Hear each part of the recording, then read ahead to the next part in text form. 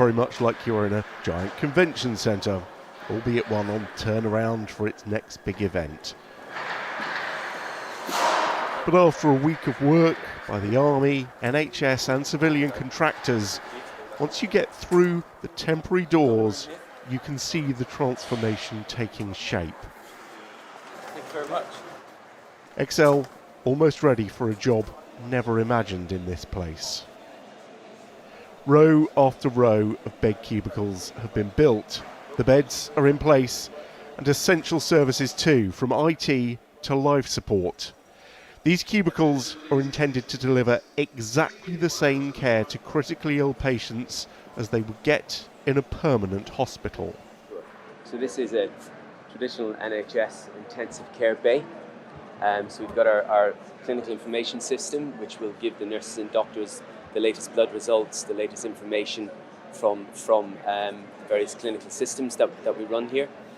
This is the ventilator. So this is the key piece of equipment which actually will, via a tube in the patient's mouth, keep their lungs open and support their breathing. These machines are run by high flow oxygen and air. So this is connected to oxygen compressors and oxygen outside the facility. This is also very important. This is the emergency alarm. So if the nurse in here needs support, she can press the buzzer and an emergency team will come, just like any other NHS hospital.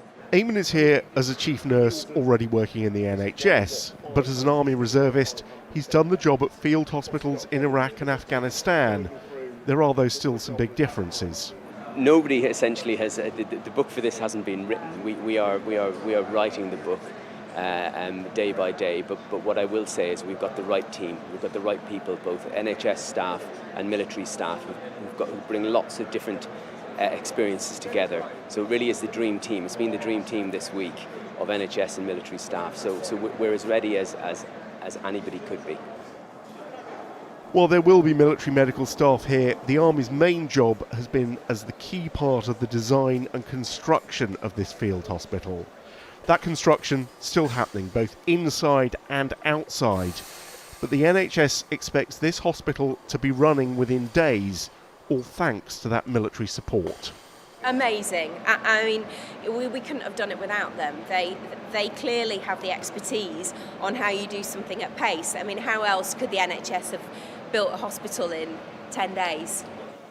The hope is this hospital just might not have to be used at all, that the spread of COVID-19 can be slowed enough to prevent its emergency capacity being required.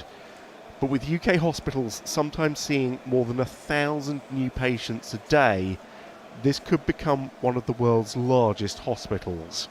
Colonel Ashley Boreham, who's run field hospitals around the world, is advising the NHS on how to make this one work. So the largest hospital I've ever built was in Oman. That was 2 hospitals, a total of about 600 beds. But here it is on a completely different scale, but it's in one place. And it is a operating model that has few variants in it, with a type of patient group that allows us to design a really good hospital system. So there are positives that actually make this job in some ways easier. It's just a scale. And scale is everything in the fight to prevent COVID-19 overwhelming the NHS. As the final clinical kit is put into the first 500 bed spaces, construction for up to 3,500 more beds is underway. This is the UK on a war footing against a virus. If you enjoyed watching this video, don't forget to like and subscribe to our channel.